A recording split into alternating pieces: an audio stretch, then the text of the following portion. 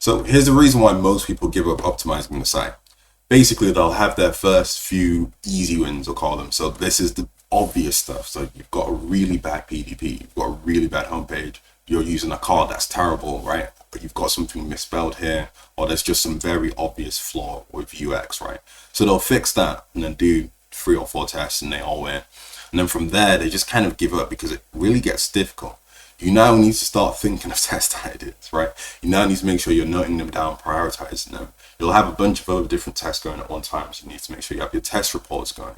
You need to make sure that you're doing research, unless you're just going to be testing things that you think in your head are great, but then they're really not that great, so you end up losing a bunch of tests.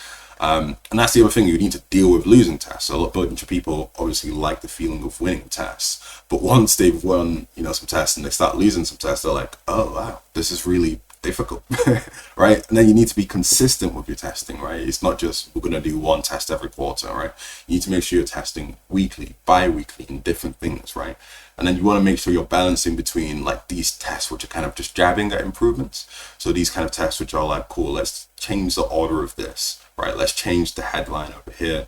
Let's change, something pretty small versus, some really big swing tests. Like let's change something like price. Let's change something like offer.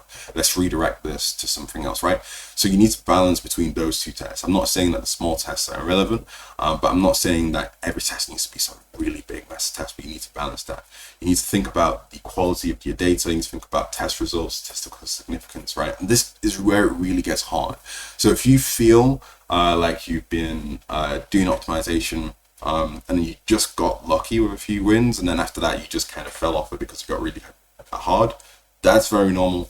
And yeah, the trick to it is just being consistent with all the things that I've just mentioned down here, and just obviously having some expertise behind it and knowing where you're going. So hope that helps.